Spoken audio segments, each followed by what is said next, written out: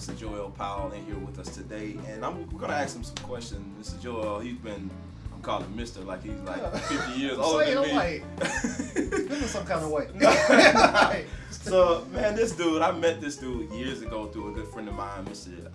David Haynes, man. Yeah. David Fingers Haynes. If you don't know him, looking for a phenomenal drummer and finger drummer. For real. Yeah, and period. So me and him met years ago, and I heard this cat solo, and I was like blown away by the musicality and the technicality of what he was playing. So I just wanted to bring him in here today and just kind of ask some questions and see if we can get some nuggets from him. So, dude, good to have you here, man. Man, thank you for having me. I love what you're doing and totally glad to support. Man, absolutely, man. And this is, again, one of Atlanta's premier bass players here, man. But, dude, stay working. Man, so just on the improvisational tip, what are some of the things you did to really develop your vocabulary? I'd say one thing, and most people don't think about this. I know you hear the usual stuff, scale, notes, all that stuff. Yeah, it's cool. I personally listen to drummers. Okay. That's a personal thing of mine. And even as a kid, I would love to watch like modern drummer videos where they have the whole drummer festival and all that stuff, all the improvisation that drummers were doing. And actually, a majority of what I end up playing solo-wise is more rhythmic than melodic. But if anything, muscle memory comes into play then because I'm more focused on the overall color that I want to produce and rhythmic vibes within that. Okay. So it's almost like if you think about how straight head players play and how the drummer's always, he's keeping the whole time, but he's doing all his accent stuff with the snare and with the kick here and there. Absolutely. You know what I'm saying? To that kind of. So it's like, that's really how I approach, like, not just soloing, but groove as well. You know what I'm saying? It's like just these little subtle pushes that, honestly, the audience is usually not aware of. If anything, the artist tends to be aware of those pushes because it gives them more energy. That's why I get the good looks back. And, like, the other people in the band. So it's just the mindset of the approach of where I'm coming from. I want to, give them what they want melodically and all that, the fluff and all the sprinkles on top. Exactly. But it's more from an internal, let me get connected with the energy of what's being played first and let me add to that instead of take away. Absolutely. I think that's what a lot of players kind of mess up. I mean, not necessarily mess up, but it's just, it begins to be like a slight arrogance to the music, and you stop loving the music and stop loving the people who are loving the music through you and loving what you're presenting. So, that's definitely helped. Listening to drummers. Gotcha. Yeah. Gotcha, man. Well, absolutely. I dig it, and I do a lot of that. And as a matter of fact, my viewers that have seen more than one episode know I'm constantly talking about listen to the drummer. Always pay attention to what the drummer is doing. What's your background? Like, you kind of grew up in church, or did you come from jazz background? Like, what's your background? I was definitely introduced to music through the church. My mother was a pianist and choir director at church. Okay. So, just started to play behind her in church when I was like 10 or 11. Okay. Here and there. And then I started playing at other churches here and there. So that was definitely the foundation. I was going between that and saxophone, which was actually, that was my degree. I have a bachelor's of performance in saxophone. Are you serious? Also saxophone. Yeah, it was my major in college. I had no idea. Yeah, that's what. I never even played. Yeah, you never played. I've never seen you play saxophone. Yeah, so it's like I was always teeter-tottering back between that, you know. So, but I played bass. I taught myself how to read music like in middle school. So I played bass for the jazz band in middle school. And then I started while I was in middle school playing with the high school band, jazz band, some traveling song with them. So it was always between church and, you know, I was from South Georgia, so it wasn't a whole lot of music available besides the church, you know what I'm saying, especially in the African American community.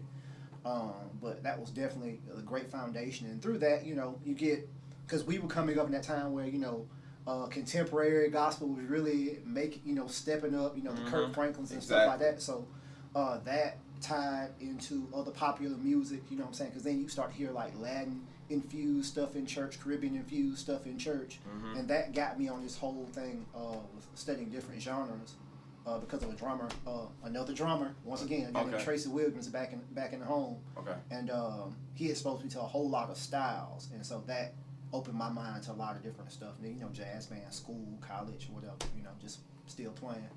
Absolutely, man. And that's amazing that you say that. And one of the things that's sticking out is you're saying the different styles, and obviously the listening to the drums and the rhythms. It all comes back to the rhythms of those different styles. Yeah. So as a bass player, rhythm that's a main part of a lot of what I talk about, because I know it's tons of bass players here on YouTube giving lessons about, like we're saying, the typical scales and the chops and how to break down the chords and all this thing. But at the end of the day, carrying a band on bass, you're gonna really have to feel good on bass, and that all comes back down to the rhythm. Of course, the right notes, playing the right notes as well. Of course. But the rhythm and the little in-between stuff that happens and what you're playing. And so I think that's a good point that you bring up, to listen to the drummer and study more than one genre of music. That's the nuance. I mean, I remember this older brother I used to work with, John James. He would always speak about nuance,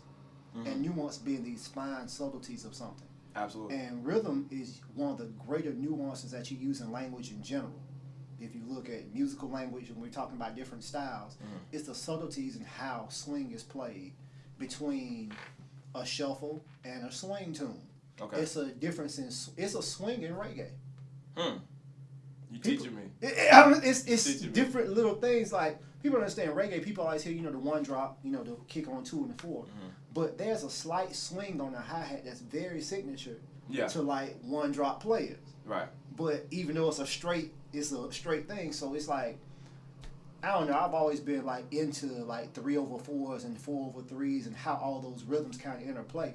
Can you demonstrate a little bit of what you're talking about? Ooh, 4/3s and 3/4s. Yeah, just because I'm gonna have somebody to ask. I know I'm gonna get a comment. What does he mean about 3/4? So okay. Let's think of whatever. Play a basic groove that we were playing earlier, I guess. So that's a 4. So swing 4.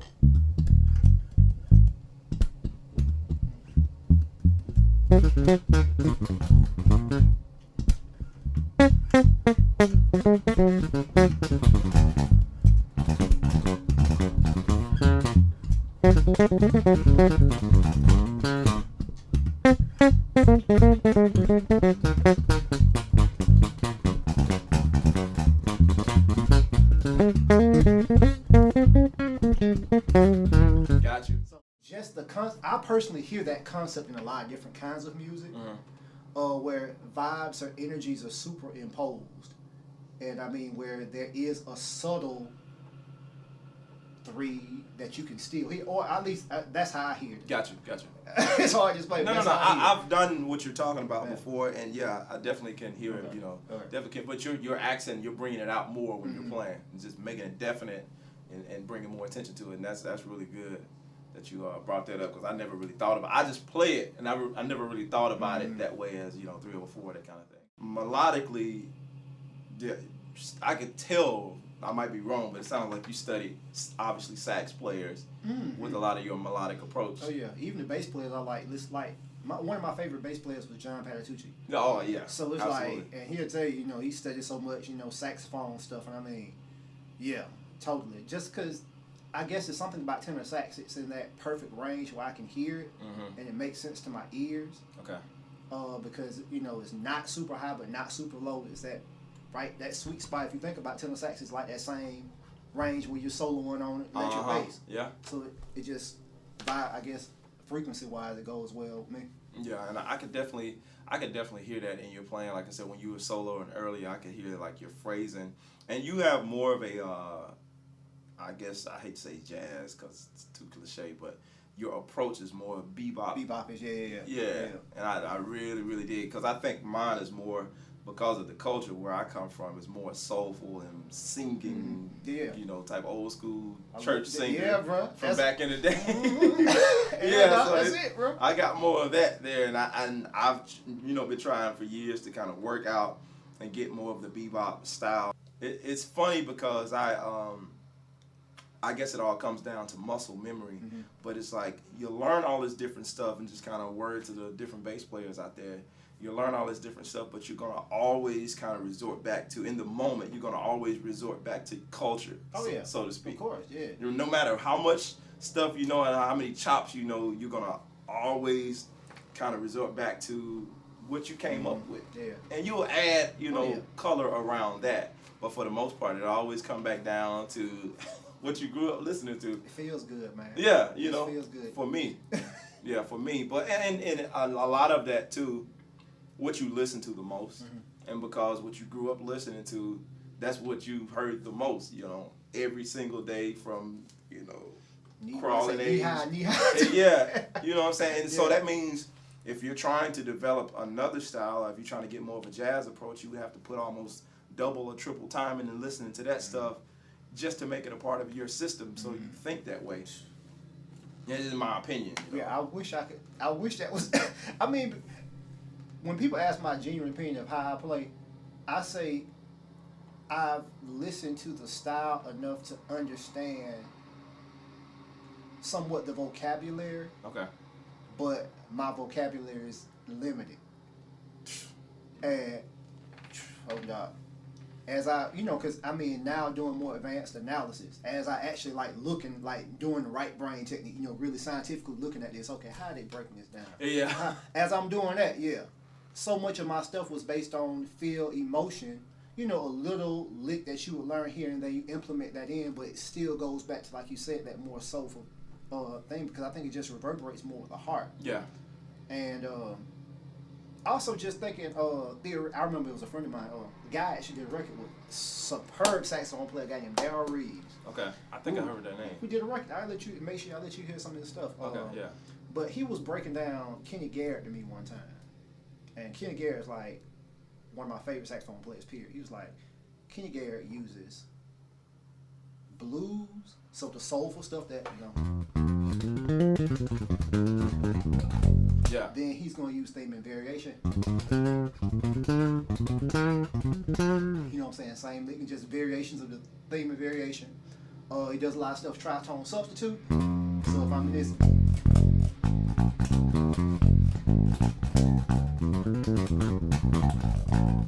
But the tritone, you know what I'm saying, gives you that outside sound. Exactly. So it's just in breaking it down like that and thinking about it like that, it has given me more mental techniques and tools, more so than, I think that's what most people are really looking for, is just, okay, how do I think about this? And, you know, not necessarily I want to steal this particular lick or this particular run from you, but how do I think about it so I can create my own? Exactly. You know, what's the foundation for it and how do you get there? So, yeah, well, since we're there, what's a good way for people to start kind of developing that thought process when they're playing and when they're soloing? Okay. I started with definitely understanding like seventh chords, major and minor seventh chords, just this particular thing, you know, because one, it gives you a pretty good full structure when you're playing around and understanding the chord itself, and then everything, of course, is just alteration or change of that. Okay. So once you have that, and also it's good finger drills, you know what I'm saying, just playing 1, 3, 5, 7, you know, major, minor, stuff like that, just to get familiar with what your ear has been hearing for so long, especially from piano, because, you know, pianos do all the time, but on a guitar, a lot of times we can play the chords, but we don't necessarily break them down to understand what the patterns are, get those patterns on our fingers. And that just gives you way more freedom when you're soloing anyway, because once again, you spoke of muscle memory, you have those licks and things, so even if you get to an uncomfortable note, you can find your way back. Yeah. So another thing, speaking of that, recovery is very big. I forgot who said it, but they're like, you know, you're only a half step away from a right Victor note at Wooten. all time anyway. Yeah, Victor So Wooten, it's I heard like, him say that. exactly. Mm-hmm. So it's like, that takes a lot of the fear out of it. If you do play something, who's out there? Ooh. You know what I'm saying? But embrace it. Embrace it. Be confident in that moment. Experience it. See if it works. I mean, because so much of what we do is experimentation. We're these musicians. We're these scientists in the lab, seeing what works and what doesn't. Yeah. You know, by crowd reaction, by feedback. You want feedback. So by recording, putting stuff out there, you know what I'm saying? All that stuff helps in that process because you see what works. Especially Absolutely. when you're cool. When you listening back to yourself, oh man. And I think you gave people an earful so far to try to digest. There's a lot of stuff, and even myself, I'm gonna go and start kind of implementing some of the stuff that you talked about. And I really appreciate you coming on the show today, man. Appreciate it, man. Appreciate the opportunity, dude. Yeah, absolutely, man. And we definitely got to get you back out because I want to pick that brain. There's a lot of stuff in there. And I don't think this little 25, 30 minutes window is going to give us enough time to really cover everything. But again, I appreciate you for coming. Sure. And I will put your contact, how people can follow you. Cool. I'll stick that in the description below so you can follow him on social media, all that kind of stuff. If you're ever in Atlanta and he's playing, go find him, go listen. So we're out of here, man. Y'all take care. Peace.